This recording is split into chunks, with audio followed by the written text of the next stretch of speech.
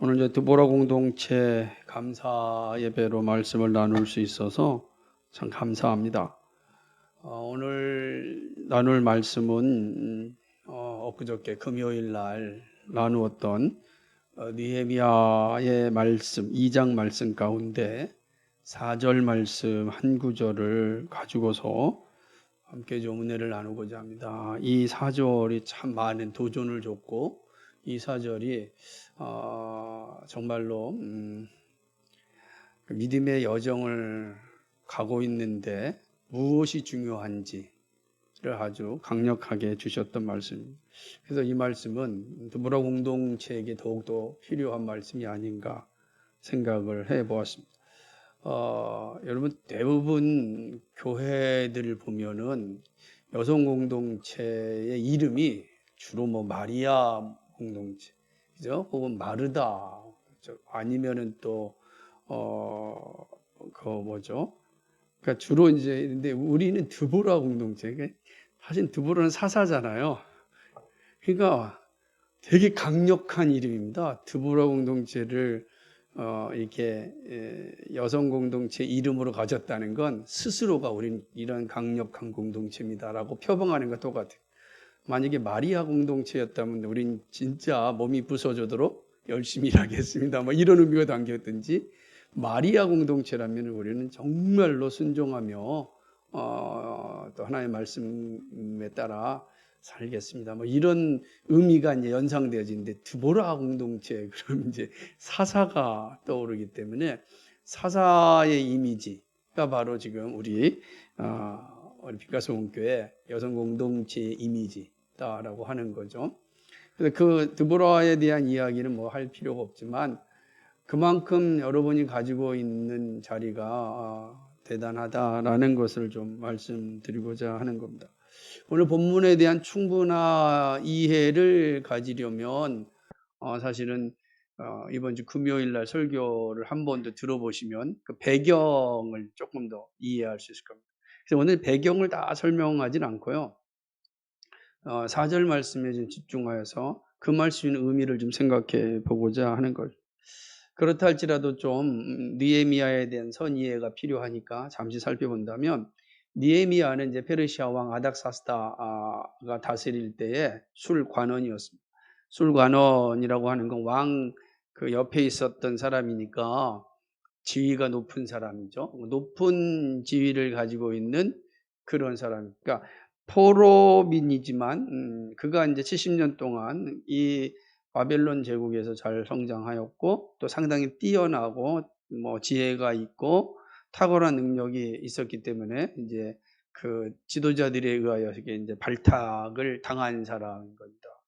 그가 술관원이 됐다면은 그 시대에 대단하게 이제 뛰어난 어떤 재능과 은사를 가진 사람이었다라고 생각하면 뭐 틀리지 않을 겁니다.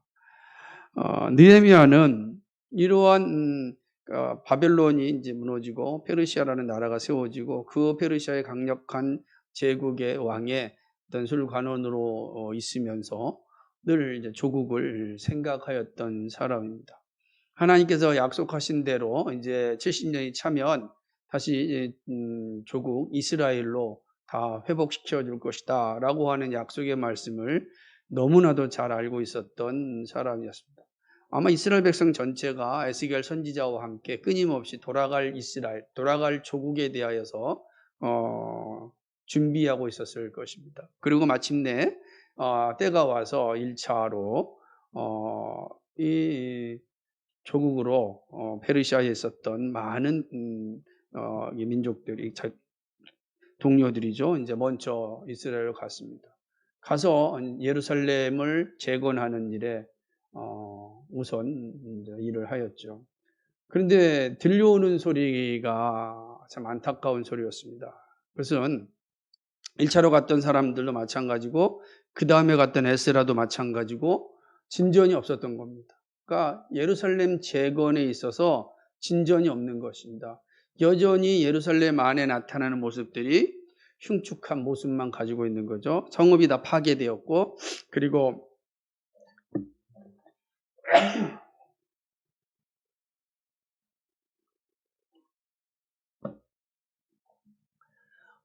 성문은 다 불에 타 버렸습니다. 아니, 귀국한 자기 백성들이 그 일을 다 감당할 줄 알았는데 그러지 못한 상황이 들려온 거죠. 여전히 황폐한 조국의 모습이 이 느헤미야를 근심케 하였습니다. 죄송합니다. 그러니까 이 근심이 가득한 이 느헤미야의 마음은 그 얼굴로 다 나타났습니다. 그 얼굴에 수심이 가득한 겁니다. 얼굴이 어두워진 거죠. 고대의 왕을 이게 보필하였던 사람들은 얼굴이 어두우면 안 됩니다. 얼굴이 어두우면 당연히 왕의 마음을, 심기를 불편하게 하지 않겠습니까? 그러니까 왕 옆에 있었던 모든 사람은 항상 건강하고 밝은 모습을 가지고 있어야 돼요. 비록 왕이 얼굴이 아주 수심이 가득하다 할지라도 신하들은 수심이 가득하면 안 돼요. 그런데 느헤미야는 얼굴에 이제 수심이 가득하였죠. 그 이유는 이제 조국 예루살렘의 현실 때문에 그러한 겁니다. 이런 상황 가운데 느헤미야는 숨기려고 했지만 숨기지 못하고 근심 어린 얼굴로 왕 앞에 서게 됩니다. 왕이 금방 알아차릴 수밖에 없죠. 금방 알아차리는 거죠. 왜냐하면 오늘 본문을 보게 되면 네가 이전에 한 번도 아픈 적이 없었는데, 이 말이 뭐죠? 얼굴에 근심이나 수심이 있었던 적이 없었는데 오늘 네 얼굴을 보니까 수심이 가득하다. 이유가 뭐냐? 어디 아프냐? 이렇게 물어본 겁니다.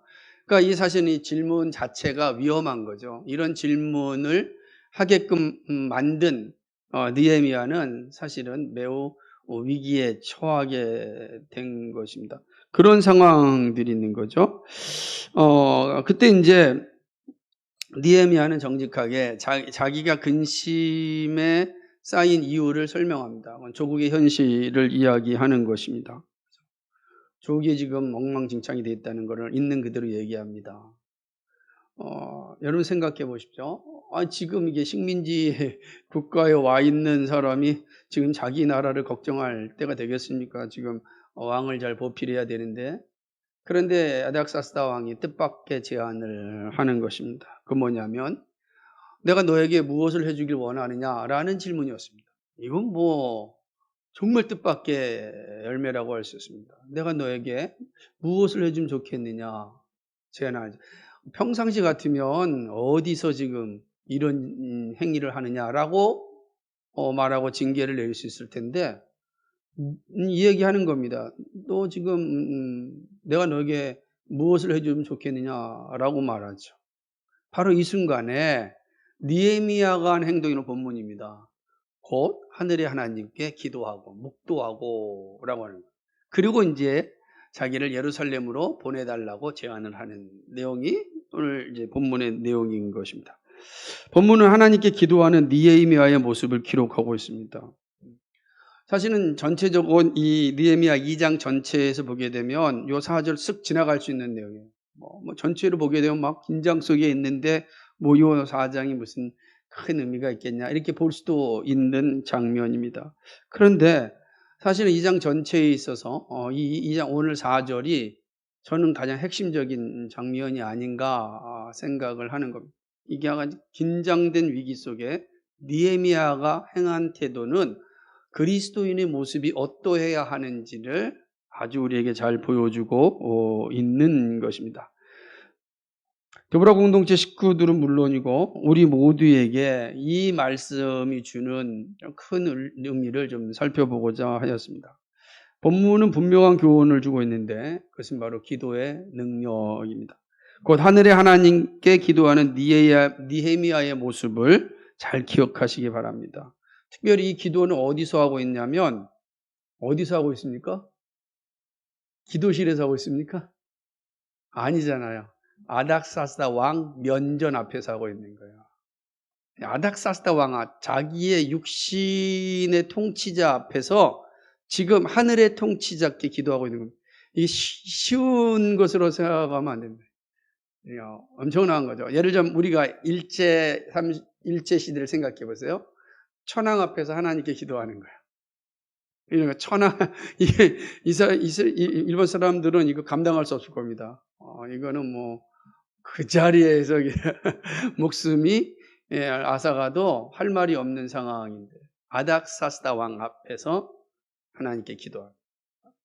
저는 이 장면을 이렇게 머릿속으로 상상하고 그림으로 그려보면 정말 어마어마한 긴장감이 있고 마치 그 클라이막스, 영화의 클라이막스 같은 그런 어떤 기분을 느끼는 장면이 바로 이 장면.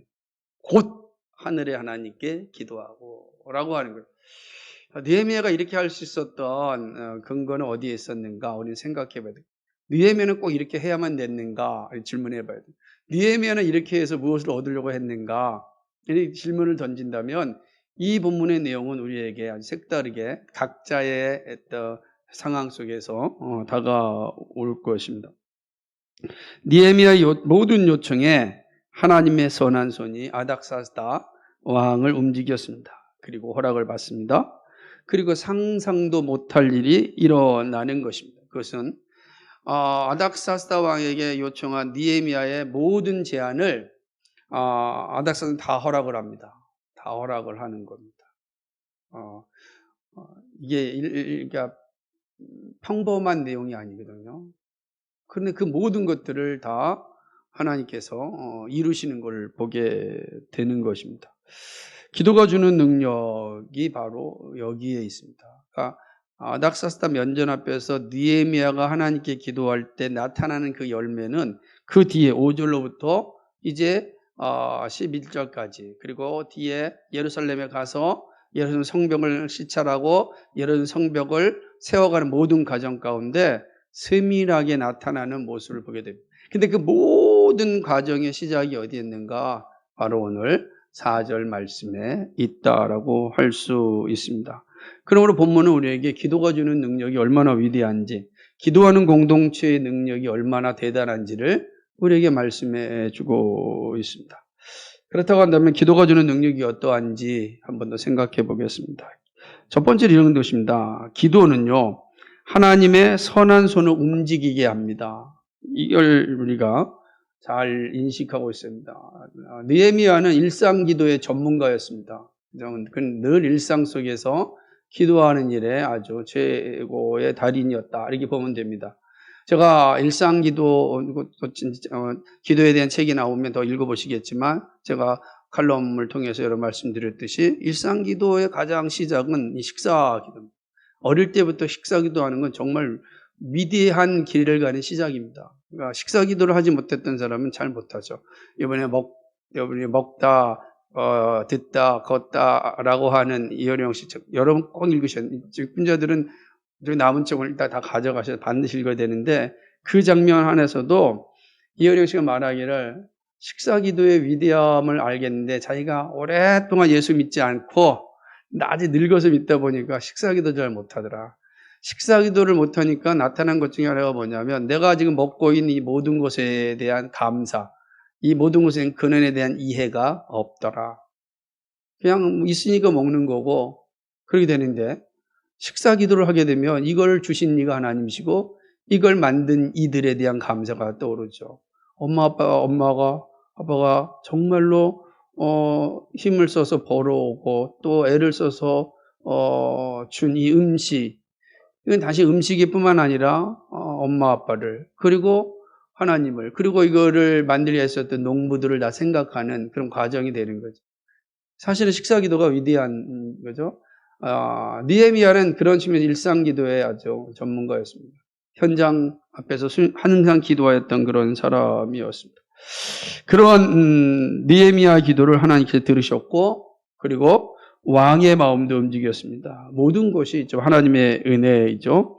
하나님 모든 것을 통하여 일하십니다. 기도는 하나님의 선한 손을 움직이게 하였습니다. 하나님의 선한 손이 작동하는 원리가 기도에 있음을 기억하시기 바랍니다. 하나님께서 아닥사스다 왕의 제안에 대하여 느헤미야가 대답을 하고 두 가지 제안을 하죠. 그 두 가지 제안, 자기로 하여금 이스라엘 안전하게 갈 수 있도록 서쪽에 있는 총독들에게 조서를 내려서 자기를 제지하지 않도록 해달라. 이스라엘 가게 되면 성벽을 져야 되는데 나무 목재, 자재가 필요하니 살림을 관리하는 관리자에게 제소를 내려서 이스라엘 제공할 수 있는 나무 목재를 다 제공해달라.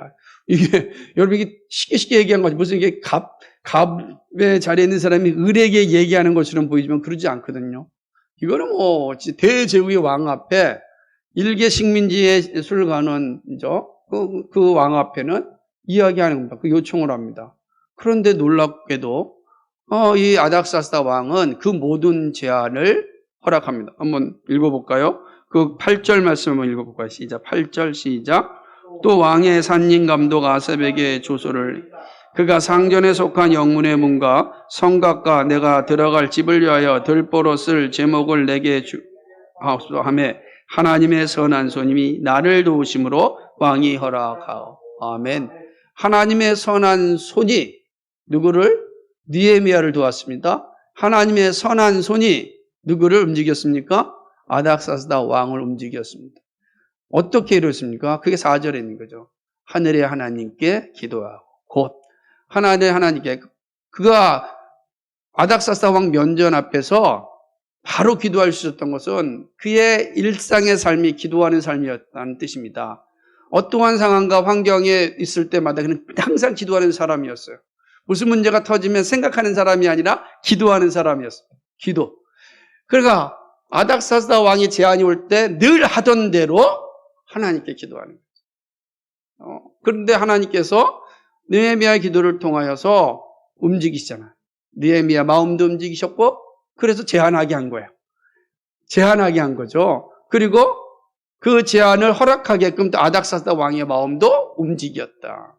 라고 하는 것입니다. 기도는 이렇게 하나님의 선한 손을 움직이게 하는 것입니다. 예수님이 말씀하신 것을 우리가 기억할 게 있는데 예수님께서 기도에 대해서 말씀하시면서 이렇게 이야기했습니다. 구하고 찾고 두드리라. 그러면 네가 얻을 것이다. 이렇게 말씀하셨어요. 여러분 여기서 보면 또 구하고 찾고 두드리라. 이거 누구나 할 수 있어요. 왜 이렇게 하나님이 하시라고 합니까? 예수님 말씀하십니다. 네가 구하고 찾고 두드리면 네가 원하는 대로 이루어질 것이다. 그가 구하고 찾고 두드렸기 때문에 무조건 주는 겁니까? 그게 아니고 구하고 찾고 두드리는 기도가 그리스도의 선한 손을 움직이시는 거예요. 선한 손은 기도를 통하여 일하시는 겁니다. 그 열매를 보여주는 거죠. 기도하는 자에게 하나님의 선한 손이 일하십니다. 하나님의 선한 손이 움직이면 능치 못할 일이 없습니다. 내게 능력 주신 자에서 내가 모든 걸 할 수 있다라고 할 때 하나님의 선한 손이 움직일 때 모든 걸 할 수가 있는 것입니다. 이 모든 게 기도에서 시작된다. 그래서 기도는 하나님의 선한 손을 움직이게 한다는 거예요. 여러분 이게 이제 위대한 능력이죠. 두 번째는 뭐냐면 기도는 담대하게 만듭니다. 기도는 신자로 하여금 세상 가운데서 담대하게 살게 합니다. 왜 기도가 우리로 하여금 담대하게 살게 하냐면 기도는 반드시 응답이 있기 때문에 그렇습니다. 여러분 내가 기도한 것이 응답이 이루어지면 얼마나 담대하겠습니까? 담대할 수밖에 없는 거죠. 기도하는 것이 그대로 이루어진다고 생각해 보십시오. 그처럼 담대한 게 어디 있겠습니까? 응답이 있기에 언제 어디서나 담대하게 살아갑니다. 이 말은 기도가 없으면 힘없는 신자로 산다는 것과 같은 의미입니다. 세상과 싸울 수 있는 무기가 없는데 어떻게 담대하게 살 수 있겠습니까? 세상에 나갔는데 세상이 어마어마하게 막 도전해 오고 우리를 함몰시키려고 막 다가오고 있는데 그를 맞이할 수 있는 무기가 없다 그러면 담대할 수 있겠습니까? 불가능하죠. 근데 우리에게는 그거 맞서 싸울 수 있는 무기가 있습니다. 바로 그것이 기도입니다. 그렇죠? 기도는 우리를 자신감 넘치는 신자로 만들어줍니다. 그래서 앞서 말씀드렸듯이 내게 능력 주신 자 안에서 내가 모든 걸 할 수가 있다라고 고백하는 것이죠. 쉬지 말고 기도하라는 이유도 여기에 있습니다. 주눅든 삶이 아니라 담대한 삶을 위해서 무엇보다도 기도가 필수입니다. 그러니까 우리가 항상 주눅든 삶을 살고 있다면 돌아보십시오. 내가 기도하지 않고 있구나. 내가 뭔가 이렇게 힘이 없고 내가 연약하고 세상을 향하여 어떤 불평이 많아지고 불안하고 그럴 때 반드시 여러분 체크하는 게 뭐냐면 내 기도하지 않고 있구나. 기도하는 사람은 담대함 담대해집니다. 어떠한 순간과 환경에서 담대해야 합니다. 이게 기도가 주는 능력이기 때문에 그렇습니다. 우리 육체의 몸을 이루는 데 있어서 필수 영양소가 있습니다. 그 중에 우리의 그 면역력을 아주 높이는데 가장 핵심적인 게 있다면 비타민 C가 아닐까 생각을 합니다. 그죠? 코로나 상황에서도 비타민 C를 많이 먹어야 된다라고 말하는 건 그만큼 면역력을 높이는데 비타민 C만큼 중요한 것이 없기 때문에 그럴 것입니다. 그건 다 비타민 C를 다 먹죠. 다 먹습니다. 우리가 먹는 모든 음식에 다 비타민 C가 다 포함되어 있습니다. 저는 그런 측면에서 영적인 우리의 영양 상태를 책임지는 것에 있다면 말씀은 종합 비타민이라 이렇게 말할 수 있어요. 말씀은 말씀 안에 모든 게 다 포함되어 있으니까. 그런데 저는 기도는 우리의 영적인 면역력을 키우는 비타민 C가 아닐까. 영적 비타민 C는 바로 기도라고 생각합니다. 기도하는 사람은 그만큼 영적인 면역력이 강해져서 세상과의 싸울 수 있는 힘이 생겨나는 것입니다. 그런 측면에서 기도의 비타민 C가 충분한 사람과 충분하지 않는 사람의 그 모습은 분명하지 않겠습니까? 그죠? 면역력이 떨어진 사람은요, 정말 어떤 힘이 축 처져서 살아갑니다. 그리고 뭔가 신바람도 안 나죠. 그렇게 되어 있어요. 면역력이 떨어지면. 그리고 제가 보니까 책 읽기도 이 면역력이 떨어지면 하기가 싫어지는 거예요. 눈도 침침해진 건 둘째치고 막 귀찮아지는 겁니다. 제가 최근에 이제 이렇게 철학책 아주 중요한 책들을 막 읽고 있는데 힘이 떨어지면은 그 못 읽겠더라고. 막 싸워야 돼. 책과 막 좀 이렇게 싸워야 되는데 제가 책과 싸우는데 자꾸만 지는 거예요. 그래서 사실은 지난주 이렇게 허우주 선생님이 주신 소설책을 다 읽었더니 그냥 얼마나 감사하고 쉽게 읽혀지는지 그런 거거든요. 면역력이 그만큼 육체적이도 그런데 영적인 것도 마찬가지. 기도할수록 싸울 수 있는 힘이 강력해진다라고 하는 것입니다. 이런 비타민 C가 많아지길 소망합니다.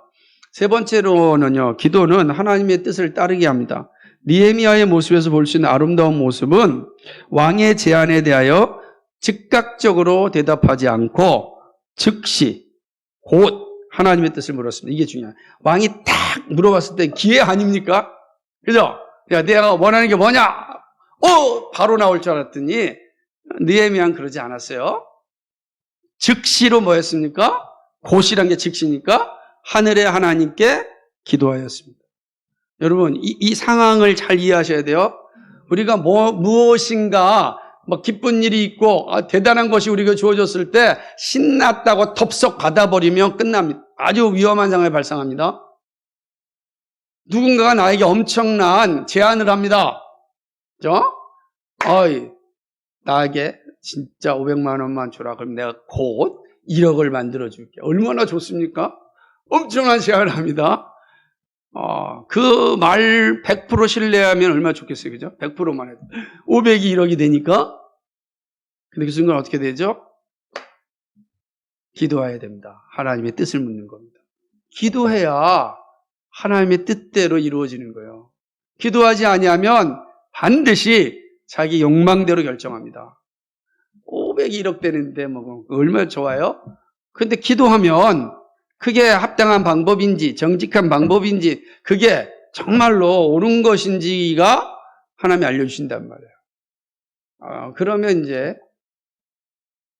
함부로 선택하지 않죠. 기도는요, 철저하게 하나님의 뜻을 따르게 하는 것입니다. 그 짧은 순간이지만 느헤미야는 하나님의 뜻을 알았습니다. 이것은 그가 일상 기도를 하였기 때문에 즉시로 순종할 수 있었습니다. 아닥사스다 왕의 결정이 어떻게 내릴지 모릅니다. 그러잖아요. 왜냐하면 위치가 다르니까 갑이 아니잖아요. 을이잖아요. 을도 아주 그런데 아닥사스다 왕이 어떻게 결론을 낼지 모르는 거예요.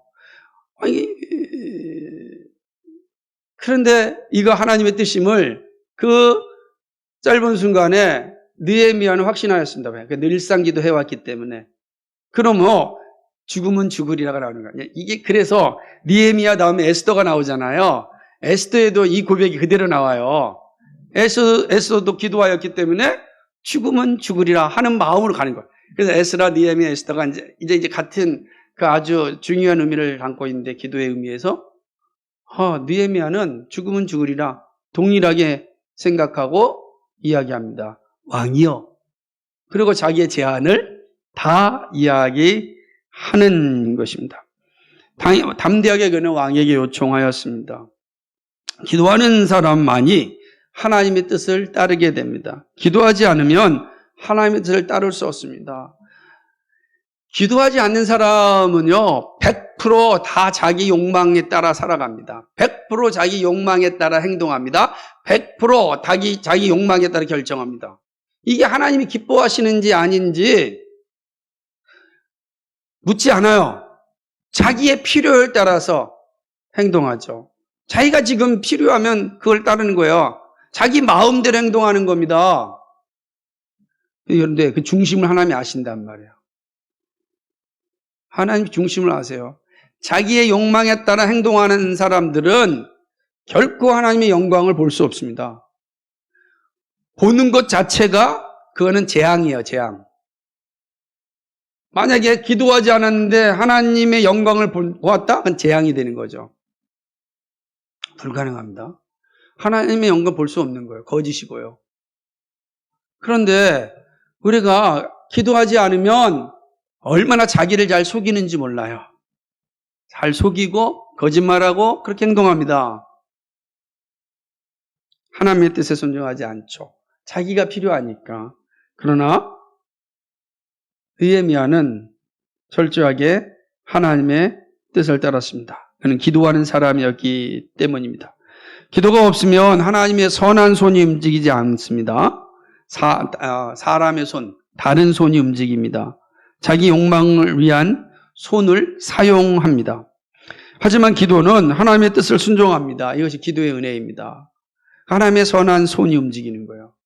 여러분 이런 경험 아마 자주 하셨을 겁니다. 여러분 기도하지 않고 어떤 일이 이루어졌을 때 도대체 이게 어떻게 이루어졌는가 생각해. 물론 하나님이 2차적인 원인도 사용해서 하나님의 작정과 예정을 이루어 가시지만, 그러나 그것이 거짓된 것이라고 한다면 그건 결코 하나님의 손이 움직인 게 아닙니다. 그건 하나님의 재앙을 주시고자 하는 길이죠.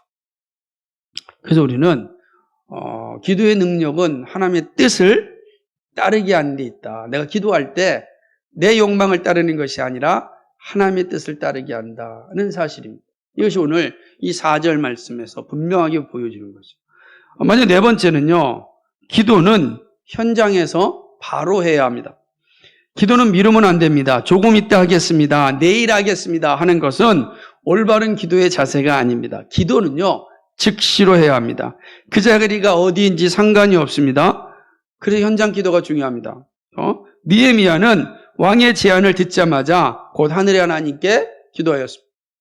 제가 아주 옛날 이야기지만 결혼할 당시에 저희 처가댁이 이제 예수님을 믿지 않았으니까 명절 때 이제 딱 갔는데 다 위에 다 제가 막내, 저희 쌤 막내니까 제가 막내 사이 아닙니까? 다 위로 어른들이 쫙 앉아서 식사를 하는 겁니다. 야, 그 순간이 되게 이제 막 순간순간 결단을 해야 되는 순간인데, 저는 늘 일상적으로 밥 먹읍시다, 다 식사합시다 그러는데 저 혼자 그냥 딱 식사 기도를 하니까 다른 분들이 밥이 이게 숟가락이 가겠어요? 근데 제가 생각해 봤어요. 제가 만약 일상적으로 늘 식사 기도를 안 했다고 한다면 아마 그 자리 눈치 보다가 그냥 대충 이렇게 감사합니다 그러고 먹었을 겁니다.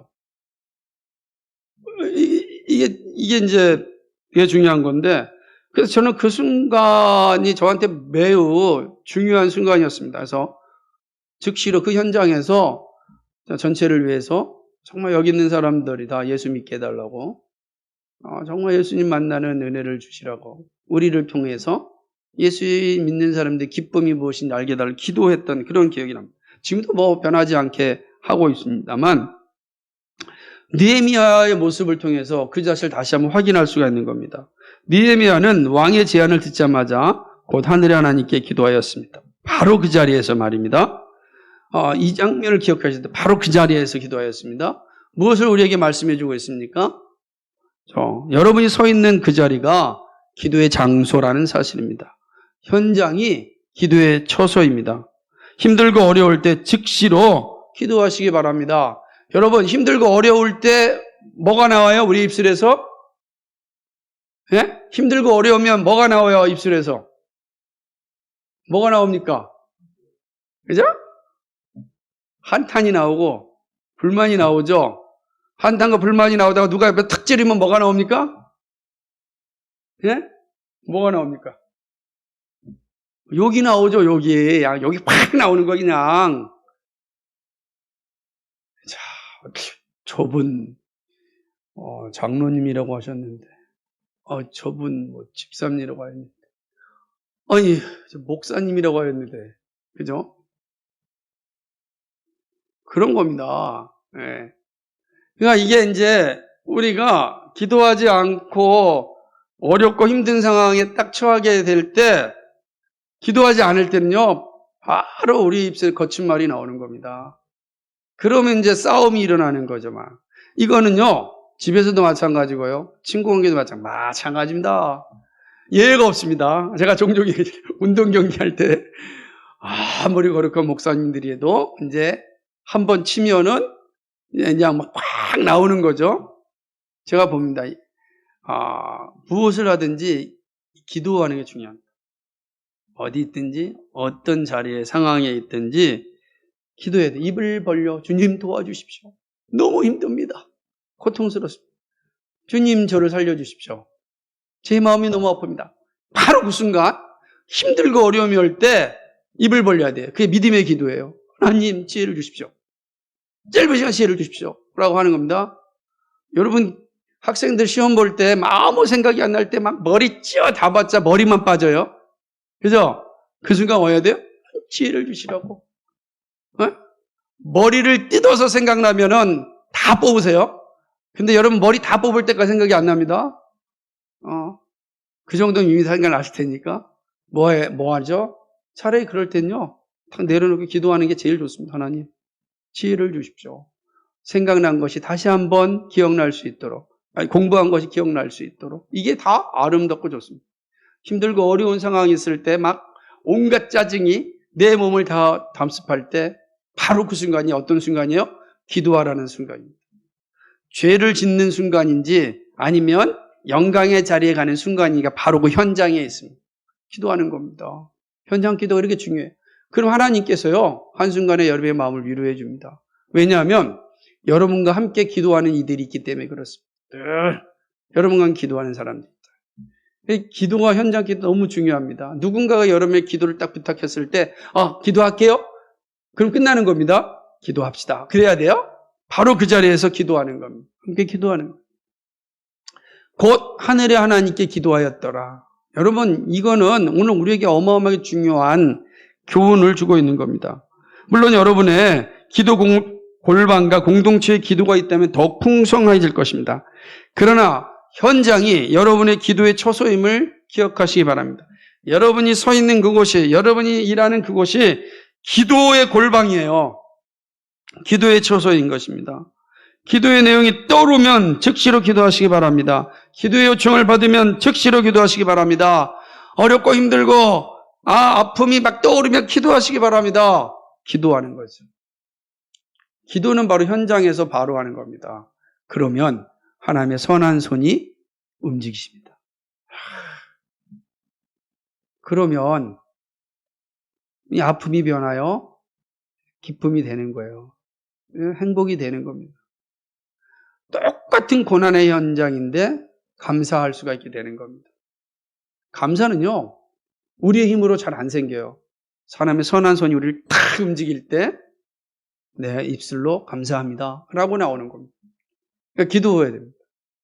오늘 말씀 꼭 듣고 여러분의 삶의 현장에서 이런 상황이 처했을 때 기도하십시오. 기도하십시오. 기도해야 됩니다. 네. 현장에서 바로 기도하는 은혜가 충만하게 소망합니다. 말씀을 맺겠습니다, 여러분. 두보로 공동체는요, 교회에서 가장 중요합니다. 제가 정말 중요하죠. 지상의 유형 교회를 세우기도 하고 무너뜨리기도 하는 능력이 드보라 공동체에 있습니다. 빛과 소금교회를 세우기도 하고 무너뜨릴 수 있는 능력이 여러분에게 있습니다.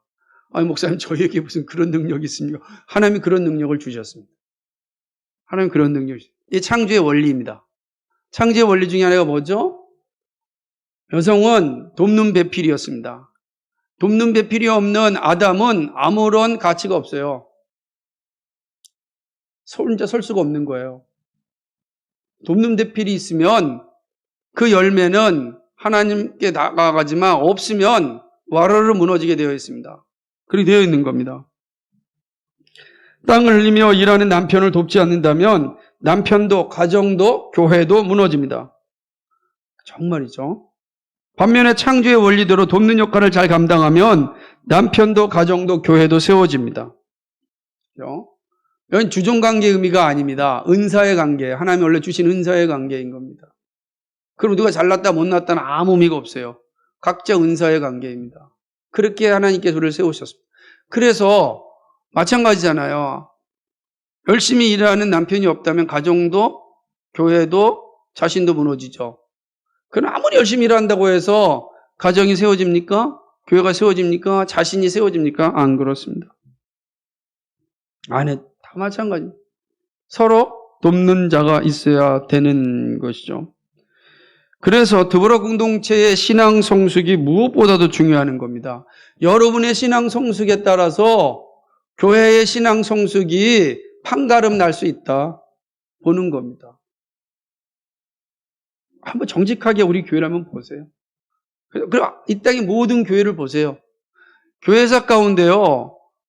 우리는 이게 아주 훌륭한 목사님들 또는 그 남자들의 그 순교사만 우리가 알고 있지만 그냥 우리가 딱 공부하지 않았습니까? 얼마나 많은 여성들의 순교가 있었는지 몰라요. 이름 없는 순교자들은요 헤아릴 수가 없어요. 근데 그들은 다 하늘의 별처럼 빛나고 있습니다. 하나님이 그 빛나는 별들을 다 알고 계시잖아요. 그 빛나는 별들로 인하여서 지금 2000년 동안 교회가 유지된 겁니다. 지금도 마찬가지입니다. 지금도 마찬가지. 그러니까 드보라 공동체 여러분들의 신앙 성숙이 교회의 성숙이 되고 교회가 유지되는 겁니다. 교회가 사느냐 무너지느냐가 사실은 드보라 공동체의 영적 성숙에 있습니다. 근데 우리가 늘 그걸 잊어버릴 때가 많아요. 잊지 마십시오. 잊지 마십시오. 누구보다도 시험이 많고 어려움도 많을 것입니다. 또 여성들은 특히 육체의 변화도 엄청날 것입니다. 그 모든 것이 다 시험거리가 됩니다. 그죠? 이런 것들. 그러나 반면 그 모든 것이 영광이 될 수 있습니다. 우리가 다 남자도 그러지만 특별히 여성들의 변화는 엄청나잖아요. 여러분 갱년기 들어오면 정말 무섭잖아요. 옛날에 어르신들이 있잖아요. 처음에는 뭐 토끼였다가 그 다음에는 여성들이 고양이였다가 그 다음에 호랑이로 변해서 잡아먹는다. 저는 그 말이 도대체 왜 그럴까? 이렇게 아리아리하고 공주 같고 말할 때마다 정말로 그 말 자체가 얼마나 행복합니까? 전화 통화할 때 보면은 남자들의 목소리는 별론데 다들 여러분의 목소리 들으면 얼마나 그게 감미로운지 모릅니다. 근데 왜 호랑이가 돼서 잡아먹을 다를까? 그건 여러분들 아직 두 가지면 자연스러운 몸의 변화가 있는 겁니다. 그죠? 일단 몸의 변화도 있고요. 또 살아오면서 겪은 그 수없이 많은 고난이 고통이 몸으로 다 받기 때문에 그렇습니다. 몸으로 다 받는 거예요. 그런 거죠. 남자가 받는 스트레스의 두세 배를 다 여성들이 받고 있다고 생각합니다. 그러니 남자들은 오로지 밖에서 일하는 것만으로도 자기 할 일을 다 했다고 생각하잖아요. 그거는 동서고금을 통해 다 똑같아요. 그래서 참 재밌는 건 옛날에 이 가정문제책, 그러니까 예를 들자면 저 그리스 시대의 가정문제책, 그 다음에 우리의 조선시대의 가정문제책 보면요. 지금과 똑같아요. 남자들이 하나같이 하기는 내가 밖에서 얼마나 열심을 다 일했는데 집에 오면 편안하게 해줘야지. 이런 거예요. 아내들은 그 시간 동안 정말로 많은 어려움과 고난을 다 겪으면서 집을 세웠는데 그걸 모르는 거죠. 그게 그리스 시대 책에도 나오고요. 조선시대 책에도 나오고 지금 책에 나와요. 왜요? 그렇다는 거예요. 그러니 얼마나 힘들겠습니까? 다 받는 거예요. 근데 내 몸은 변화되잖아요. 여러분 몸은 다 변화되죠. 50대 되면 다 변화됩니다. 그리고 또 그만큼 자녀들이 그만큼 알아주느냐? 자녀들이 50대가 되기 전까지는 부모의 마음을 이해하지 잘 못해요. 그러다 보니까 나이가 들면 우리의 입술이 거칠어지는 거예요. 막 거칠어져요. 그래서 60이 넘어가는 여성들의 입에서 나오는 말들이 얼마나 거친 말이 많은지 몰라요. 할머니들의 입은요 거의 막 옆에서 듣고 있으면 그냥 진짜 호랑이가 와서 잡아먹는 것 같은 말을 합니다. 얼마나 심한 말을 하는지 몰라요. 그럼 다 그렇게 가는 것이 정상적이겠는가? 그렇지는 않습니다. 왜냐하면 하나님의 말씀 앞에서 그 말씀이 나를 지배하면 말이 변해야 되거든요. 그러니까 영적으로 성숙하면 그 말이 변할 수 있습니다. 깎여가야지 깎이지 않고 자꾸 못나면 안 되는 거예요. 그래서 깎이지 않으면 우리의 얼굴에 다 나타나요. 얼굴이 얼마나 싸나운지요. 항상 찡그리고 있고요. 눈이 얼마나 무섭고요. 미소는 없고요. 얼굴은 새카매지고요. 그러는 거예요. 그런 옆에 가기가 싫어지는 거예요. 막. 무섭잖아요. 호랑이 옆에 가서 살고 싶겠어요? 그러지 않잖아요. 다 무서운 거예요. 그러니까 우리가 이 모습을 잘 관리하지 아니하면 거친 입술이 되는 거예요. 그런 문제가 뭐가 됐습니까? 하나님의 영광을 하나씩 까먹는 거야. 그동안 쌓아놨던 모든 영광을 곶감 빼먹듯이 하나씩 빼먹는 거죠. 그러다가 하나님 나라에 들어갈 땐 정말 아주 악한 얼굴만 보여주고 가는 것 아니겠습니까? 미소가 사라진 얼굴 생각해 보십시오. 하나님 앞에 갔을 때 미소로 우리의 마지막 우리의 시신이 미소가 된데 얼마나 좋겠습니까? 제가 여러분을 몇 번 얘기했죠. 저는 저희 할머니의 시신 보면서 너무너무 감사했어요. 환하게 웃는 모습. 환하게 웃으면서. 교통사고로 돌아가셨단 말이에요. 그런데 그 얼굴이 제가 가서 그 얼굴을 다 닦아주고 봤는데 너무 환한 모습. 죽어서라도 환한 모습을 가져야 되지 않겠어요? 저는 그런 측면에서 얼마나 여러분이 중요한지, 여러분이 얼마나 큰 능력을 가지고 있는지 알아야 되는 것입니다. 드보라 공동체 영적인 성숙은 교회 성숙과 주님 맞이하는 교회를 세우는 일의 핵심이 됩니다. 반면에 가장 큰 사단의 세력이 될 수 있습니다. 감당할 수 없는 혼돈을 가져오는 존재가 될 수 있습니다. 그러기 때문에 여러분, 하나님과의 교제가 필수적입니다. 말씀과 기도가 살아있다면 우리 모두는 살아납니다. 그러나 말씀과 기도가 죽어 있으면 우리 모두는 죽습니다. 사실입니다. 여러분들이 말씀과 기도가 살아있으면 교회는 살아납니다. 교회는 살아납니다. 주님 맞이하는 교회가 되는 겁니다. 이 기도와 말씀이 살아있다는 것은 여러분이 그만큼 설교자를 위해서, 목사를 위해서 기도했다는 뜻입니다. 기도하니까 목사가 정신 바짝 차리는 겁니다. 목사가 언제 정신 안 차리냐? 딱 보니까 성도들이 기도도 안 하고 다 자기 욕망에 따라 살거든요. 그러면요, 목사도 여지없이 자기 욕망에 따라 살아갑니다. 별 볼 일 없잖아요. 그러면서 이런 말을 합니다. 아니 성도들도 엉망진창으로 사는데 내가 뭘 제대로 살 필요가 있겠냐? 이 얼마나 끔찍한 일이겠습니까? 이런 말이 나올 수 있습니다. 그러면 안 됩니다. 그러니까 여러분이 물론 정말로 이 안에서는 함께 살아야 되는 거죠. 살아야 되는 거죠.